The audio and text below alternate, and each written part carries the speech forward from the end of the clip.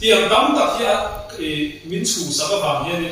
job role tu kan dawn an ti ni rom mo ko khan chu poi mo em ka sia chu wang so in chu sa min gai to sen ti chu hoi ne he thalai te hi ram mo ta pet kan ti to bila ram mo kan ti hian nge ni pu pu ang kan chu lo ni pa hian tu so na sa ya van bu na thara so lo te hian mi ti boy na mai ni he te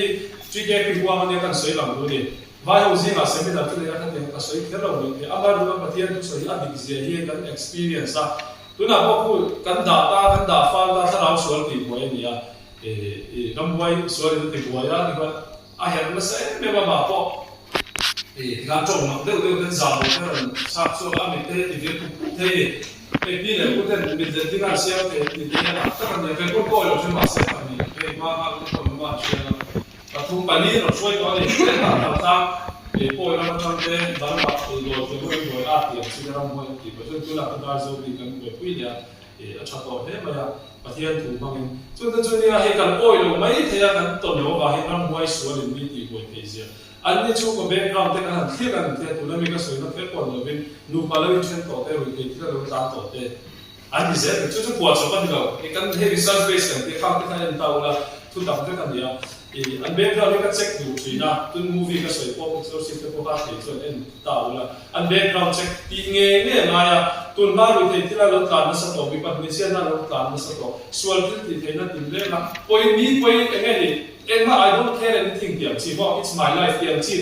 Nun hi setan ang em maya abe em ti kha do ni lo kha tiang kha soi du kan buat kui to te kon se mai ni kan han sui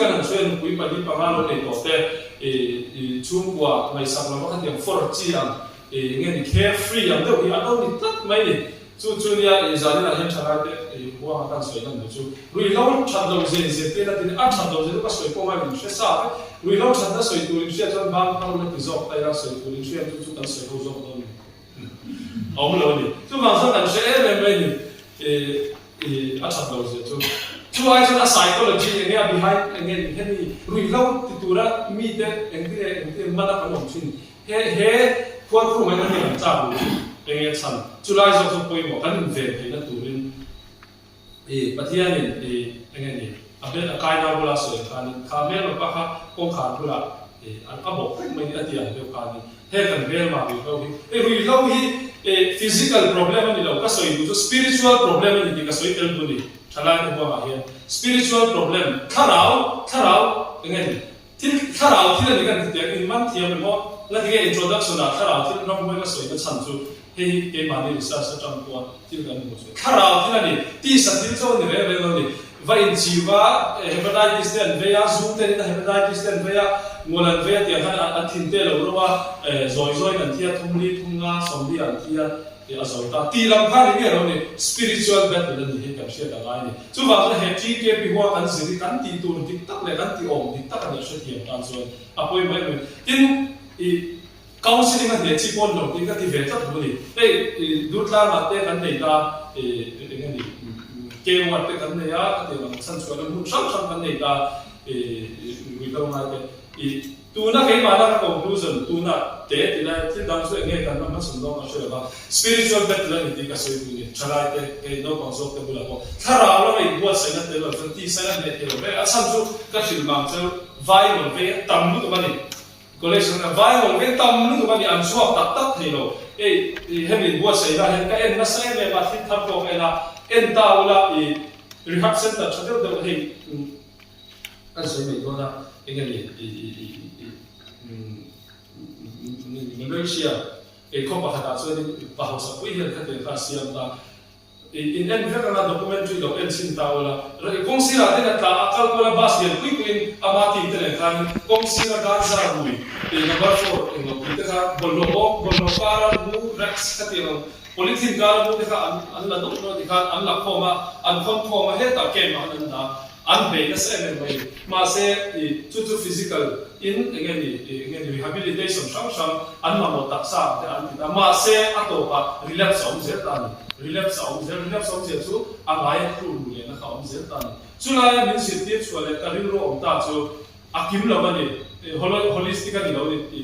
ki sa ta ka be national health mission program sang siam ta ni kan chia national vector-borne disease control program he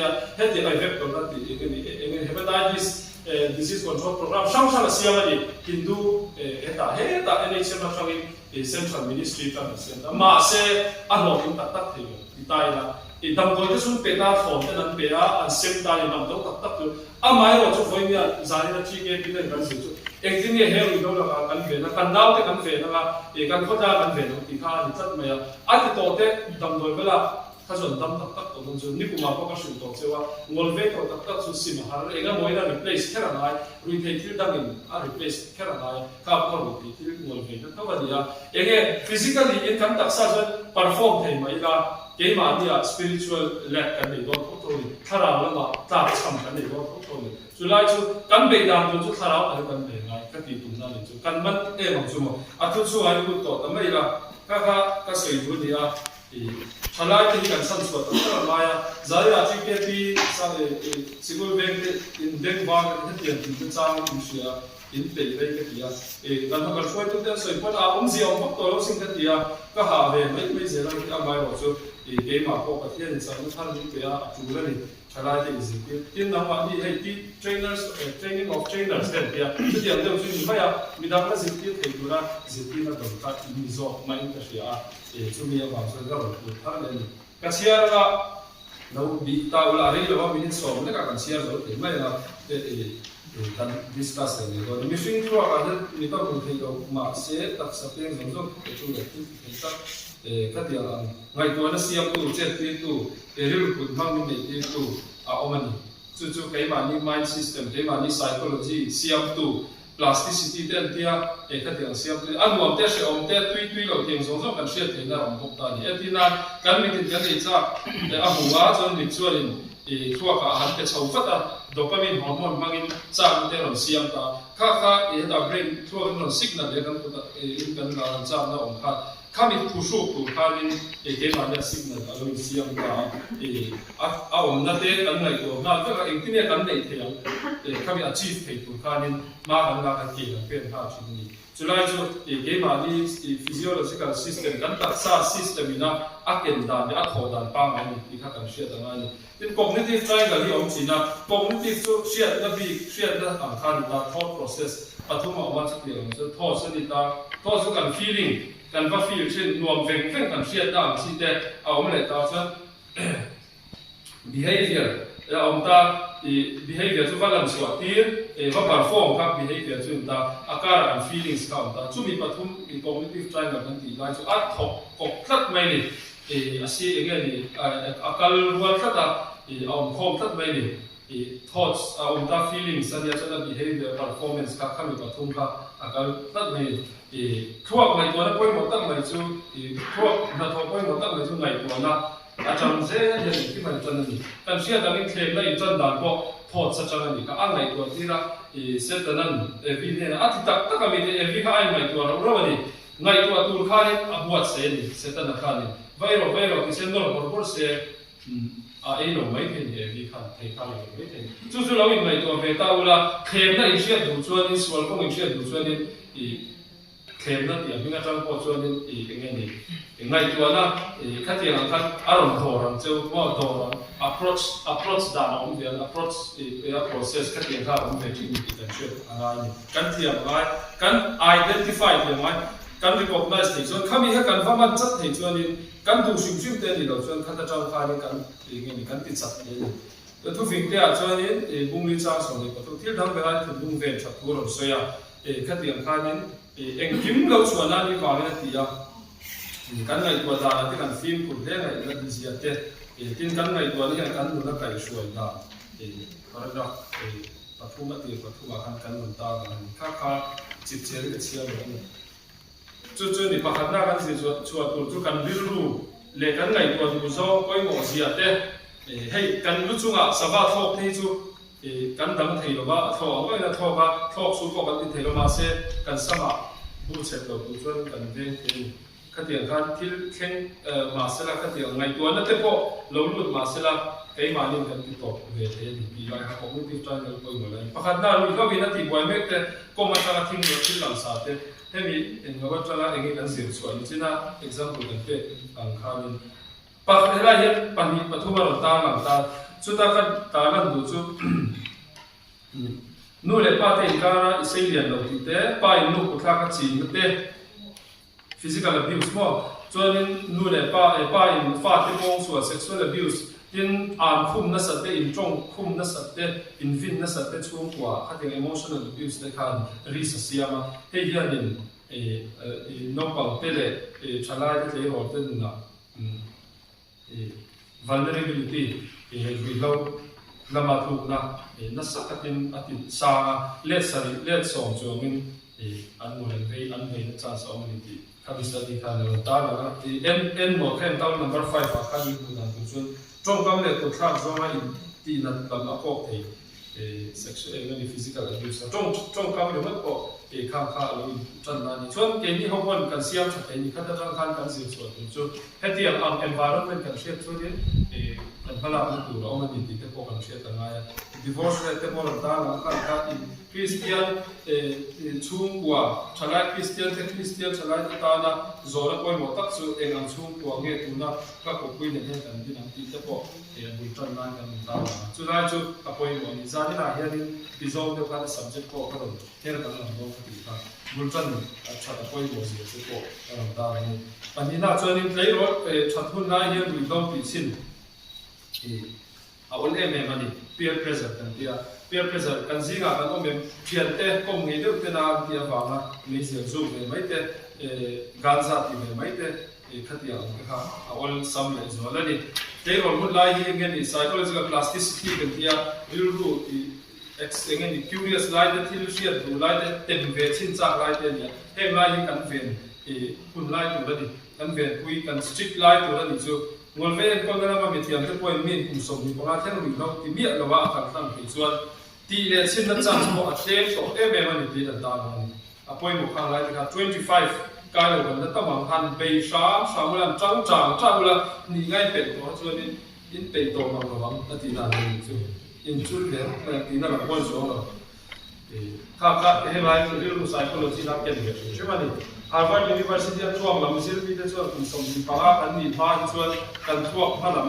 in front of Lok and Tia Kanaka Alaisia within Fedova in Hemun Life Film from Nigeria Light and Kaka a size. Because here, live Buffalo here, yes, we all can discuss part of a poem of Kumsoni Palatin can now tell Pohan and I wrote that they wrote it. Katia Anka. Tin rui lo boy ta met a big ta kan roi in chiu chi da yan mi zo kan ngai ho em sa da ku va za da hi chu ni kum ban ka shi to chewa me si an zuk le a lo me ma kan ngai lo kan zuk te mudda le ku dam e chang hi rui lo ki ban ti ku lan chan ta ku ni in ala he ko study ka mu to chewa PowerPoint ka den adik ta ka study group an la ka an zir chuan ya engineer ku li tra dan ti chuan me si an pe sa da te ganza te ka chana an ti ve ka ni chu ni kuma ko study heta PowerPoint la to kan da to ka chu wang chuan in ho te kan ngai ro te khami paragraph ka ni kuma kan in shil to khan voi ni a hian me zumi kan ni chuan kan nau te rui thei tila vulnerable da on ni the a background te kan va shafek lo wa in chu man en kol da kan shela Sunday school po na te anon kai ta in thalai te Sunday school shuai tu te an muwa me kan su ri ma kan te po hi til tam ta ka thlen the ni ti kan shia ta na a ma sa kan zira kan su kwa nu le pai how chin su kwa se de ni pe chuan in an chan sa sam tu ka so wang so ni di te ni kan kal hi mai ni kan shin ni shin ma ni ti what he kan shia lo hi ni ti chalo tam ta mi dam tan shin chuak te ka do ni wang in kha kan fi ko la ni emotional absent father koi mo ni salai te emotional absent father te hey hi chu ab father shang pa zia shang te ron ti ya kha ni fa te now te kan kil koi pe ya kan kom pe no pang zok te kan kom pe ya kan chon chai pai hi apoi mo em mai ni ti kan share ta lai ni emotional needs atia riru lam kai shoi na an ma mo ang chi te missing kan nei effect mai ni emotional satisfaction kan ma mo kha ta kha engin nge kan chaw ma ti ra cognitive triangle kan zira chang engin nge kan chaw ma enge kan thunam kan riru ti ha poi mo em mai ni July cho kan ma mo te a om renga khami kha spiritual needs ni china kan se han physical needs kan yang se chu ni heng lai program kan kausan ke patient ka support ka kausan thil chim ni tam tak lo nim thin ma sela kha ni an ma ni psychological build up ka pui shim ma no bang te kan ne na on shoi ro tu ma nar su wa tiang do kan ni suan kan suai pe ya an thuak kan chom sa nai ni kan shape sa kan nai ni ani lo chuan he ta kom ka ni nan shape sak chuan ni atopa etika te ruilong ngai ten chuak nge thin ti kan study he ata lo ni pathum na so ruilong boy o te an ning ve thina ti ti du to lo he ai chu chiang sa ni an ti an du to lo thina chu ti royal mol ve kam tak he ruilong mol an ve chuan mo an ve me ke mo an ti an ni shelo fo thin mo ngol ve chi na chuan an moya zia te hi an nei to tlang ku thei poi mo kan soi lan du chu he ya hian ngol ve kan na te kon ti thina ngei ro ka te me zia hi ngay thấy cái bún nó là cái cái mà nào để cái bộ cái dần theo bộ à chả lâu nha cái ngay thấy lòng cái bún nó là ngay thấy thì cái cũng mà phải ta ngay tổ là chơi cái cái chỗ cái bún là ngay thấy thì cũng xử lý lại cho nên cái cái này là mình bôi nó tụi mình làm sao cứ vào cho nên ngay đủ thế này ngay chả thì cho nên cái này lại cái này tiền mà lại thì đây là bôi một khóc mày rồi kan in set ti angai ni tin ngol ve kan ni ti thil ngol kan hey zial te poi kan soi china addiction thaw ni ta ni kotin addiction ni ta covid la ti boi lo wa le hetiang number 4 te zu te ama natna ken tam lo hetiang ma HIV te hepatitis te ken lo wa he ni kan ve elem lo ta amai ro chu kan si chu ata na ka tu chu kan shoi ti te si ni kan me su ka wa kan mi he la kan nicotine kha brain receptor chemo receptor khan na thong ve ta nicotine addiction ni maya ziam te ko he khatiang che khan addiction center a trigger to so thil dang addict tu khan song mai do ni tina ni chu wa cha khan feel ko le zo na ai me ku chuan chu cancer siam ti lam ka soi ro zan ni na hian addiction a thena ni ti so ka soi ani ti cha dan ma ne om veng to chuan in taksa le ru se ta a chalo ti sia den ko ti zena mani khalo en zel taila a chalawani khu asiamani cancer thena ni ha ke asiamani midang te tan hok sakani ti kan che den kwa lo thei lo kan tiang ai ha addiction chu ni mai ti lo tu a chuan taksa le ru ha chalawala china chiri suffer lu thei lo te thlem chi ha ani chia lam khatiang kha kan che tan hun tam zo ri lo ta ti na seng tin ri lo ni na ta na eng ko ti huam tha seng thei ang chi kha addiction zia chuan ta dos guy ring kom zia ani lo ba ti be zena ma koi mo lu tu ni dos ama lu chin kan lu thei tor ba up zena ma kha addiction quality khatiang han ti addiction kan sia ta vai ni khat ka ti ya tam tak so a chan ve chau hi sim the ko alom ve thau ni addict mind ni chena ka soi chu sim the lo addict to te ni addict to chu ha ni criteria pa ma nge kan che mani point and fit ni me su chan me kan om chuan he kan tuma tisin kan ni chuan in heti han lo en ta la zingai thoi zu la wai om thei to lo thina ring thak che te khati ngai om chuan ni kong ni zo me ni ha ni mai chu ani ya tin thian pai ni zu kula pek thei lo cha pek bu lo cha yin sual ti a khati ngai ni chuan in edit kong khai lo zo reng to ti na ni ya khang te ha koi moi en fian nan koi mo tin kan soi tal tu chu nge ni ti chan number 4 ti chan te po ngai an tamani heavy addict stage heavy par stage an ma he low in chiu ve a khatiang kan ma khatiang kan ketchapa kan sim ti maya kan chan pui khatiang sim hi adong chuk mai ni salai thei ro la hian khatiang te kan sia ni pe chuan in chan pui good lai ta ni kha ka chuan a hi a sim ti a ti zun lo lo te ti pa ni la he mu to me ta thok na thole mol ve na yen ya oi poi thok na tho le mol ve na thilani dan lu ta ka lo chi ka lo chin se thok na tho poi mo de te zinga me dia chu tiang chuan kan thok in tui kan ti le nuam kan ti zo ke lo chin sia khatiang ti le na kha aron sia ma tiang khatiang environment a kan om te khan signal ron pe chat chat mai ni mak de ma ni edik tam ta kan ko la de hian ti ro arim te chat he mo ni kan tiang number 4 ti kan thu ruwa nge ni anma ni boi changa kan da thata khatiang a invena kan ti te arim ta jo ne sha thei mo le ma wi finga mai hin dia enga wa zaw le khatiang nge ni rehab center zaw le dia na kan da thatte tin man kan da thatte po kha omna khalai han zalen ta se alo mu chat the me ni khan ha ma ni a khanin te ui fing po e train na fing an ni mai ta rim shet na tang khatiang che kan zero le kan shet lo ke ma ni kimori receptor o ma khatiang khami tang te khani hi min hi theina re mo khatiang kha alo om ve the ni chu wang chuan in ven har em to thina e khami khatiang stage a khachuanin ke ma ni khanin engamo engani magdeu chu chu mon vein te po hi khoya mo sin pui ta ila kan tlan pel fu kam kan ti hian in zoom turin chukta se zo na han an lo lut man zel mai chu tiang kop chuan in khol la te po kan tom to china staff te po khatiang kha til magdeu deu hi om ve a kan khang te po kha kan vasil chok vek yam lo wa mai ro chu kan film ko ma em ma at engeni asu na taksa ko chen dan ke ma ni reception shimati danglam thei da ke kha aril le me man ti te po kan shia angai ni mission tro lam sin mi te chuan gen du ve china shrewan tia an ninga amom san do dan te po mi mal te chu kwang ko an mo je ma se thua ke lo shet to chuan in mi ti ngai na on to wa ti na lo je chu physical dependence te psychological dependence te an to ta dependence stage kan ken to chuan a po thlang em ma physical dependence psychological dependence on physical dependence he jo api kin alcohol a yana on ta real ru in du to ma se taksa han thin kan pia kan set ge ma taksa la ma mo ta to ni chu dependence ani ta to kan ye kan tin number 4 am chi re opiates kan ti ho ro chu psychological dependence ma mo a ngai siat na ani ge thum tan kan ti ram te mo kha thua ki ati dang lam pek mai ni ka pa ga ma ba a ni lam this trigger ka har to em china ni in rehab don ban tam doi mang thava number 4 mang te ani rehab angai china opium mang thava kan in rehab angai zo ze khatiang ka an relapse le ko china ni te po kan che ta ngai pathum na so ri si sel na le mol ve na ri si sel le poi mo em ma chung ko si sel le ngai chung ko to ho na in hetiang as a community he church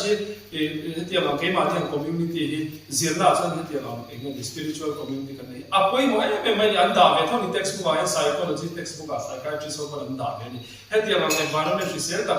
chalai kan ro bol ho na ang sim hi an da ve ni vai cho an nei chu me la ba amai ro chu kan fa ni na chu hetiang hi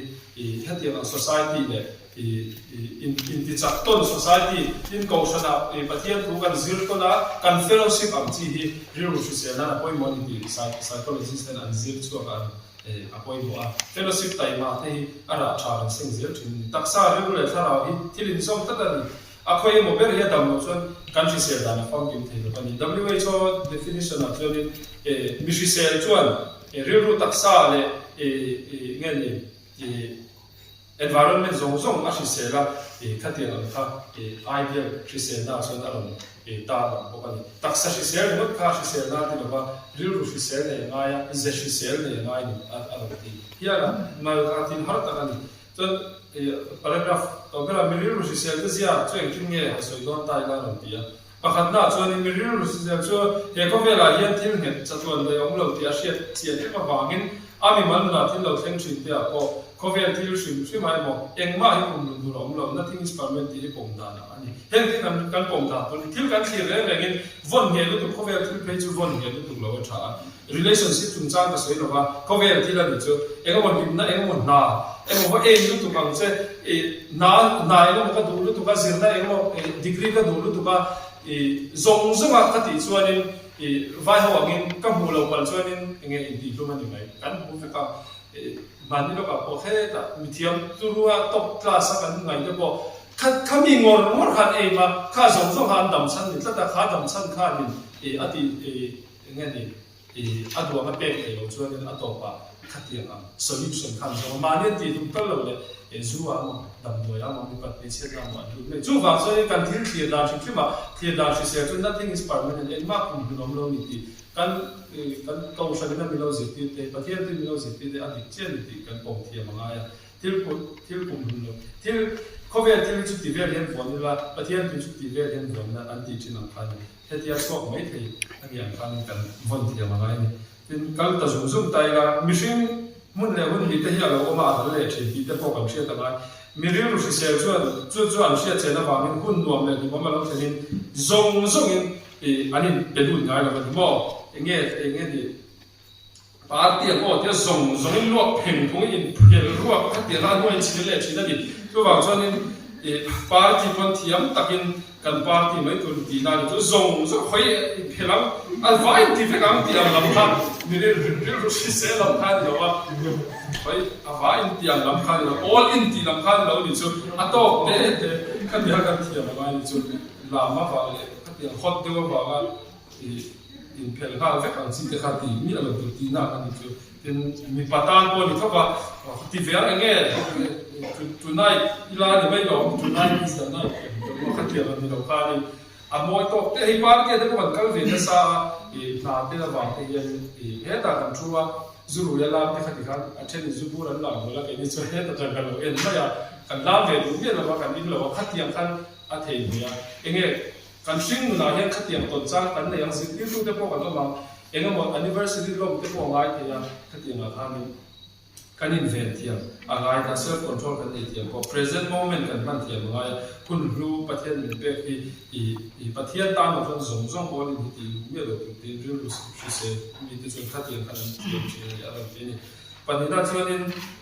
angai da na ni per mo cha per a nge ren lo fo ni ti kan pom thiam ngai ni chulai chu poi mo ni ena ti ge mi zu le lo ni sina example ka pe kan khanin kasim le thelo kashelo ke man kashelo kan ti ma iso yi di kan a kan ti te po hi kan ti ma thala te hi ani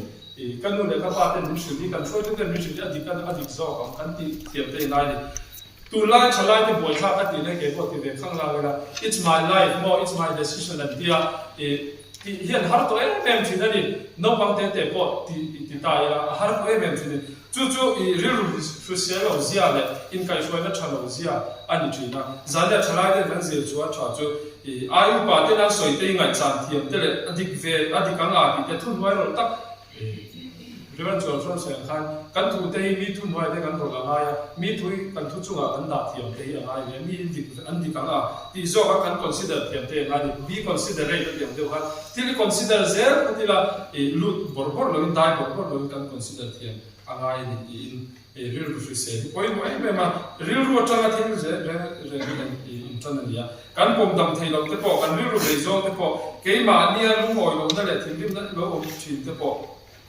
don son dan kan se thiam be ze la mai ni te ka in zir na se me ni la ke ko ma tong hin don son dan mai ta ki alo a thei ve rio don in ka sia som thum ra som ni kan ti na wa kha ni a thei lo na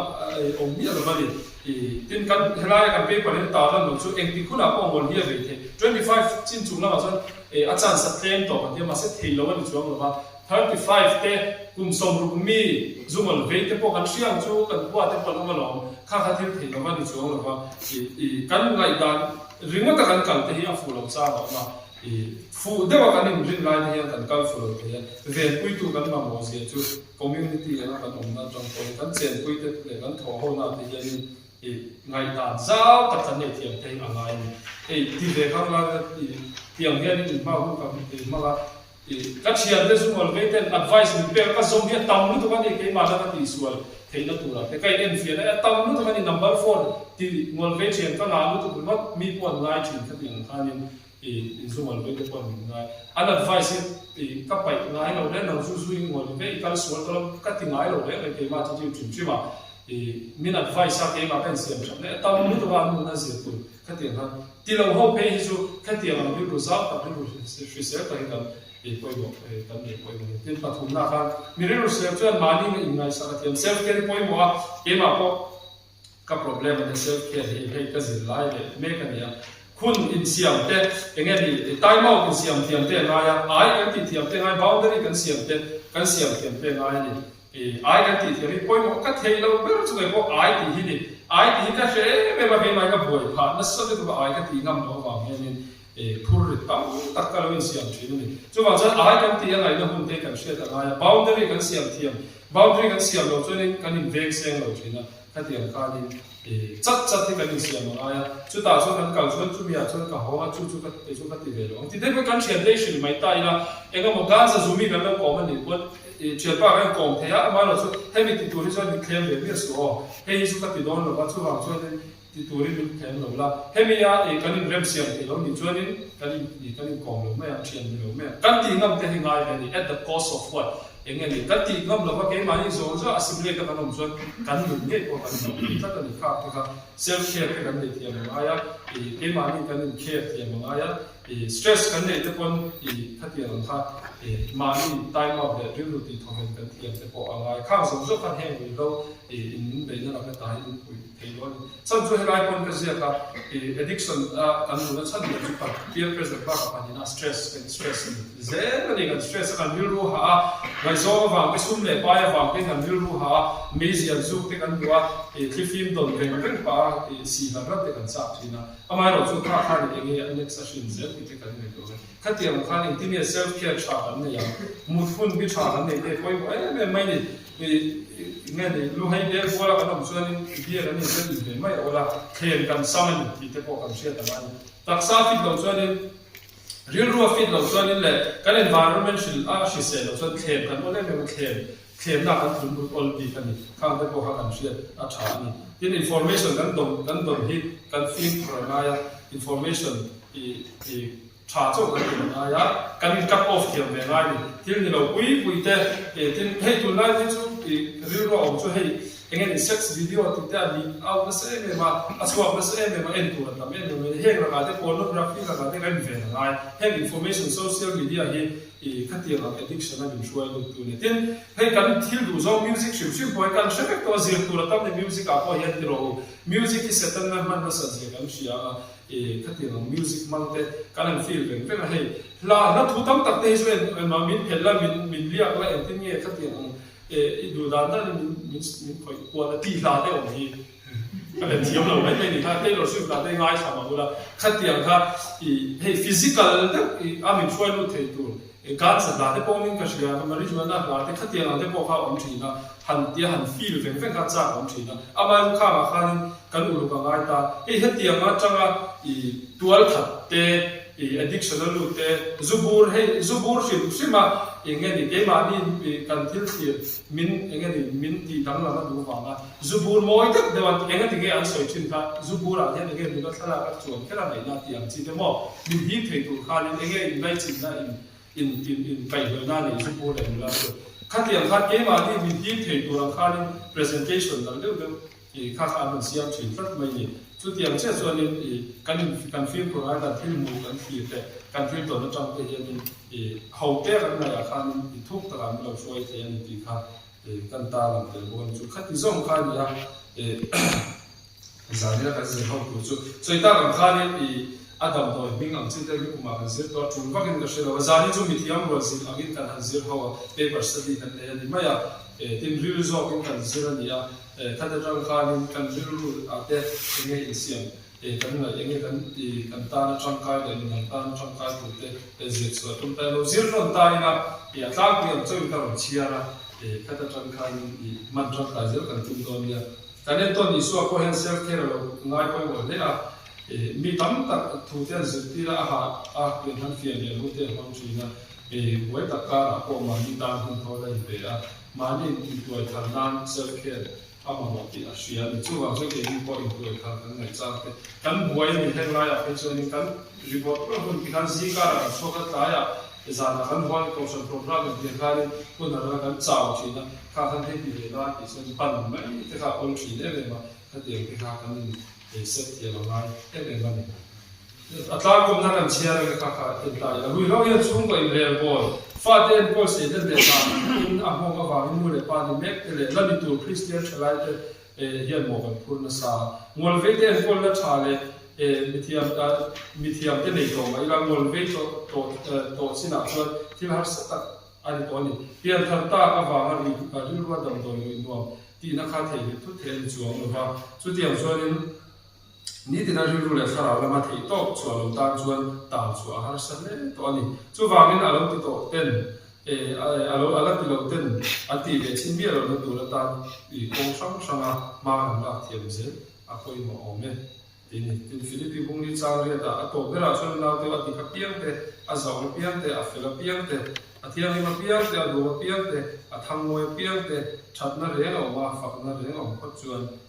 ไอ้ตัวเราในอาทิตย์ที่กันไอ้ตัวดูจอมบ้านมันเห็นสิฟักแม่ที่กันช่วยตัวบ้านมันสร้างเสียตาข้าตากันกินมาเอาไปบอกมาอีกกันที่ตัวเราเราชวนให้ที่มิติไว้พาดอนแบบนี้ที่ถ้าเราแล้วมาให้ตั้งทางไงสีมิตรเราตัวเราอันนี้ง่ายถึงไหมที่ถ้าเกี่ยวกับอย่างที่ร้านคนส่วนที่อันนี้มีผัวละอันนี้เป็นอันนี้เราไปบอกเรื่องวิธีของการมีวัดเสร็จอะไรอันนี้เห็นไรเห็นสวยห้องตัวปันกันเรามีห้องมันเว้อมเราได้ชูกว่ากันที่เทียนนั่นมีวันหมดคนละอันนี้อาทิตย์กันอยู่ที่ตาเต้อันรีเราและที่เวเราที่เจ้าเราจะได้ที่เวแล้วก็มาอย่างที่นี่มาขันละอย่างที่อินสวยกันง่ายชัดๆกันช่วยคุณเรื่องที่ส่วนนี้ดาร์คสันเวสก็มามีคนสักตาเสียสวยพวกนี้ที่ตัวตาเราเนี่ยเราจะมีอย่างเงี้ยกันในหลังที่สวยตาเสียตาอีกละถ้าเปลี่ยนทางกันห้องเดียวกันช่วยตัวตากันหลังนะที่สวยห้องตัวป้าไปเย็นอ่ะช่วยตัวกันรีเรื่องเราโซ่ก็บอกอันดาบง่ายเลยถ้าเปลี่ยนห้องส่วนนี้เสียช่วงตาอีกละ